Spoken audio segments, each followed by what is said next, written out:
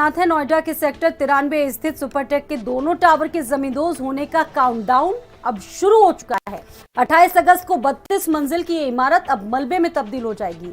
ध्वस्तीकरण के मद्देनजर Noida traffic police ने रूट डाइवर्जन का प्लान जारी कर दिया। प्लान के मुताबिक पुलिस ने कई मार्गों को सुबह 7 बजे से स्थितियों को सामान्य होने तक के लिए बंद कर दिया है और कुछ मार्गों को पूरी तरह से डाइवर्ट कर दिया गया है। अगस्त को ट्विन टावर ढाया जाना है और उसकी बहुत बड़ी जिम्मेदारी नोएडा पुलिस के ऊपर है। नोएडा पुलिस ने अपना मैप रूट तैयार कर लिया है, पूरी जो डाइवर्जन है वो तैयार कर लिया और क्या चीजें रहेंगी। इस वक्त हमारे साथ डीसीपी ट्रैफिक गणेश साहा जी मौजूद हैं, उनसे बात कर रहे थे। सर, क्या इंतजाम हैं पूरे आपके?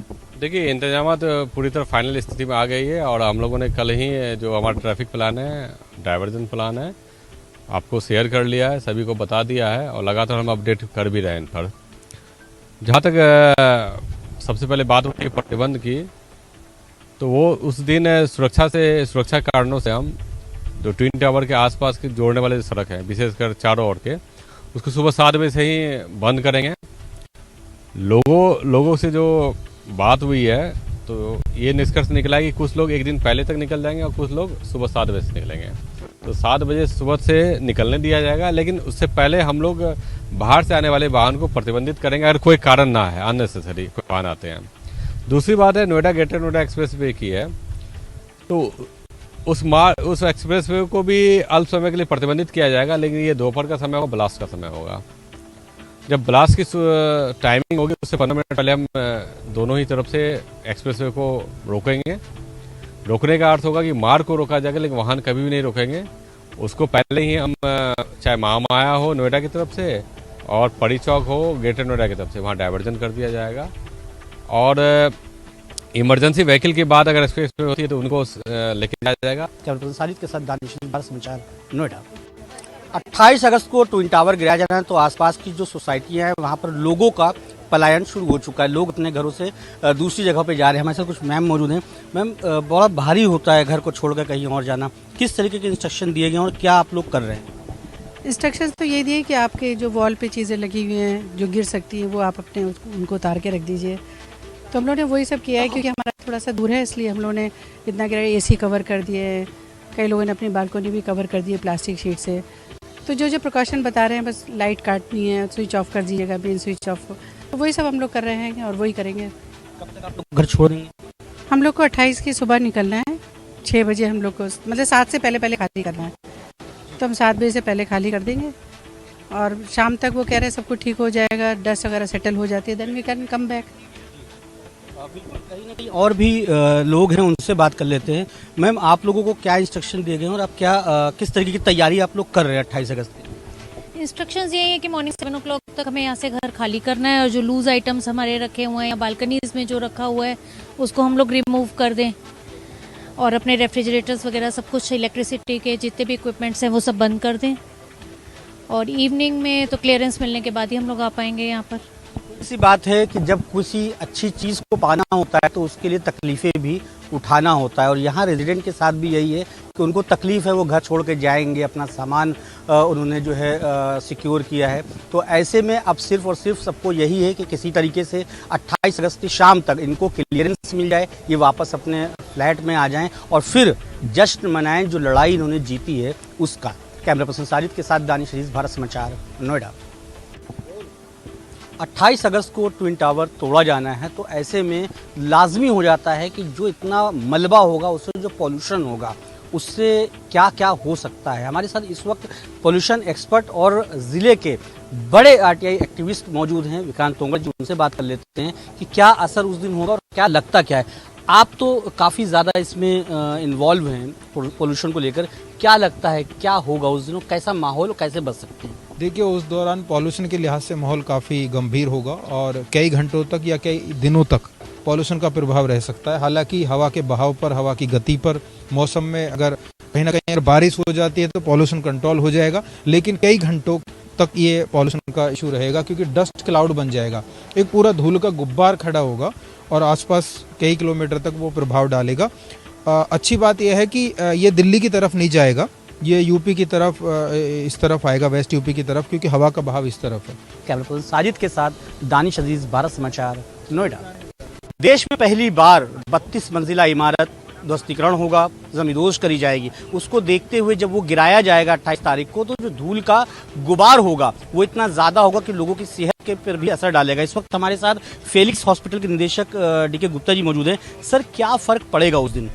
देखिए, जब भी ये इमारत धराशायी होगी तो उसकी वजह से दो तरह की प्रॉब्लम हो सकती हैं। एक ध्वनि प्रदूषण जो बहुत शॉर्ट टर्म के लिए होगा, और दूसरा होगा वायु प्रदूषण। अगर हम ध्वनि प्रदूषण की बात करते हैं तो उसका क्या इफेक्ट हो सकता है? उसका इफेक्ट उन लोगों में भी हो सकता है जो आसपास के लोग रहते हैं यहाँ पे, उनमें बच्चे हैं, खास करके न्यूनेट हैं, नवजात शिशु हैं, या प्रेग्नेंट महिलाएं हैं जिनके गर्भाशय में शिशु पल रहा है, या जो सीनियर सिटीजन्स हैं, एल्डरली लोग हैं जिनको हाई ब्लड प्रेशर है, कार्डिक पेशेंट्स हैं, या डायलिसिस पेशेंट हैं, या मेंटल डिसऑर्डर के पेशेंट्स हैं। तो इन लोगों में छोटी मोटी प्रॉब्लम्स आ सकती हैं बिकॉज ऑफ ध्वनि प्रदूषण। जो गर्भवती महिलाएं हैं उनके बच्चे की हृदय गति बढ़ सकती है, जो कार्डिक पेशेंट है उनका ब्लड प्रेशर बढ़ सकता है, जो न्यूनेट है वो चौंक सकते हैं, उनको डर लग सकता है। ठीक है, इसके अतिरिक्त अगर हम बात करें वायु प्रदूषण की, तो वायु प्रदूषण का इफेक्ट लंबा होगा। जो आसपास के लोग हैं उनको स्किन प्रॉब्लम हो सकती है, आई में प्रॉब्लम्स हो सकती हैं, वाटरिंग है, रेडनेस है, नेजल कंजेशन है, गले में दर्द है, गले में सोर थ्रोट है, कफ है, अस्थमा प्रेसिपिटेट हो सकता है, ब्लड प्रेशर बढ़ सकता है, मेंटल डिसऑर्डर की बात करें, हेडेक हो सकता है, माइग्रेन हो सकता है, इमोशनल लायबिलिटीज हो सकती हैं। तो ये प्रॉब्लम्स आ सकती हैं। नोएडा के सेक्टर 93 में स्थित सुपरटेक के ट्विन टावरों को ढाए जाने की उल्टी गिनती शुरू हो चुकी है। ट्विन टावर को 28 अगस्त रविवार को दोपहर 2:30 बजे गिराया जाएगा। लेकिन सवाल यह है कि करीबन 17 करोड़ रुपए खर्च करके आखिरकार इस ट्विन टावर को गिरा क्यों रहे? देखिए पूरी रिपोर्ट।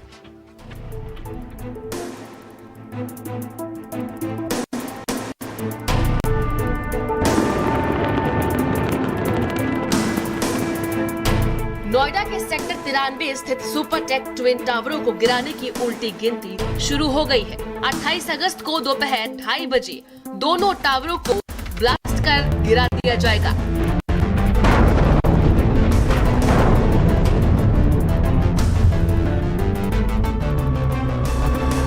जिसके लिए सभी तैयारियां पूरी हो चुकी है। 32 मंजिला इस इमारत को गिराने के लिए विस्फोटक लगाने का काम भी पूरा हो चुका है। इस सुपर बिग बिल्डिंग को गिराने के लिए लगभग 3700 किलो विस्फोटक लगाया गया है। जिस वक्त इस ट्विन टावर को गिराया जाएगा उस वक्त एक्सप्रेसवे पर कुछ देर के लिए ट्रैफिक को बंद कर दिया जाएगा। यही नहीं, आसपास के लोगों को उस दिन के लिए घरों को खाली कर देने के लिए कहा गया है।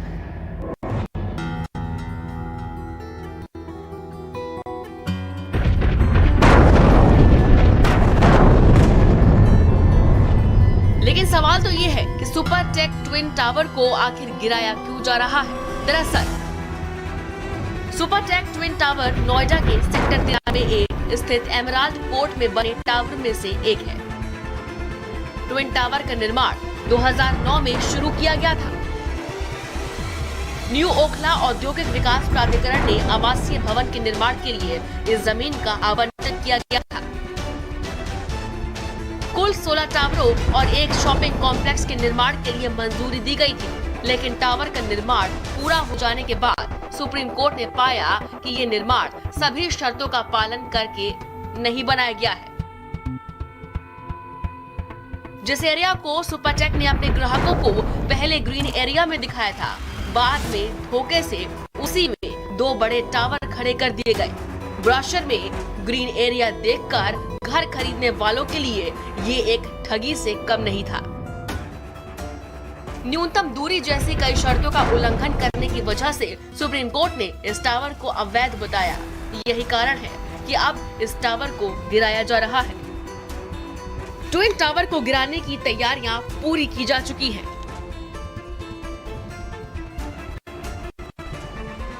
28 अगस्त दोपहर 2:30 पर टावर को ढहाया जाएगा।